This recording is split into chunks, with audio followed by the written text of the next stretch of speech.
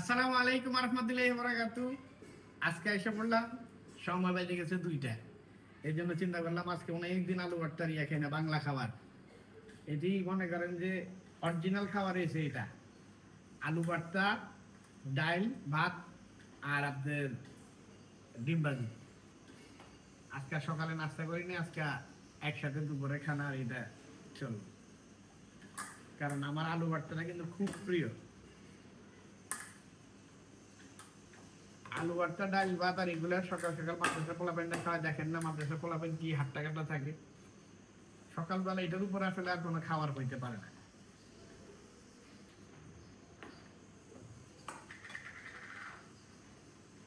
খাবার খাইবেন ঘুরে ফিরে, তাহলে খাবারের অনিয়া আসবে না, খাবার খেতে ভালো লাগবে।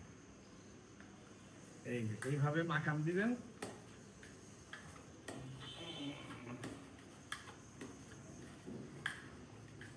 তারপর তেলটা ঝাঁকি দিয়ে নেবেন, সরিষার তেল অবশ্যই। ডলাতে কি গ্রান বেড়েছে!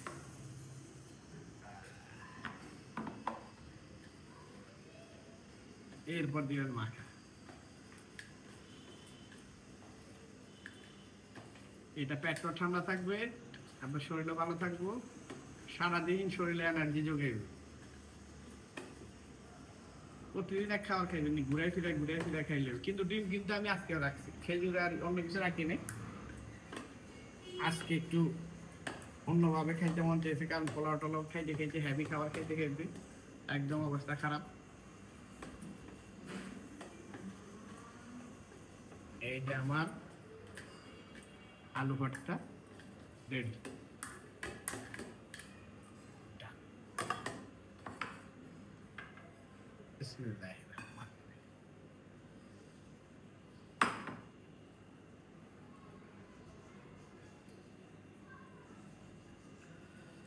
এইভাবে আলু ভর্তা নিবেন, এক সাইডে বিসমিল্লাহির রহমানির রহিম।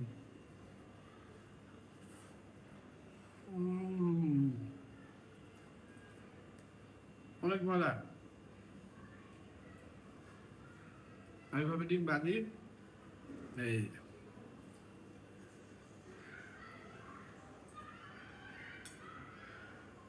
অনেক মজা, অনেক মজা। এটার মধ্যে ডাল দেবো, একটু লেবু দেবো, তারপর ভালো মতো দিয়ে প্রায় খাবো। আপনারা অবশ্যই এই খাবার খাওয়া ট্রাই করে দেখবেন, ভালো লাগবে। তাহলে এখন খাবার খাই, আজকের জন্য এখানে যাই। শর্টকাট খাবার, সবসময় নর্মাল খাওয়ার চেষ্টা করবেন। আর এটা খাওয়ার পর একটা ডাব রাখছি, ডাব খামু। অতিরিক্ত গরম পড়তেছে, আপনারা সবাই বেশি বেশি করে পানি খাবেন। এই বছর সবচেয়ে বেশি গরম পড়বে, আর এই গরমটা ভয়ানক, শরীরের আপনার পানিটাই না নিতেছে। এই জন্য অবশ্যই পানি খাওয়ার চেষ্টা করবেন। তাহলে আজকের জন্য এখানে বিদায়। আসসালামু আলাইকুম ওয়া রাহমাতুল্লাহি ওয়া বারাকাতুহু।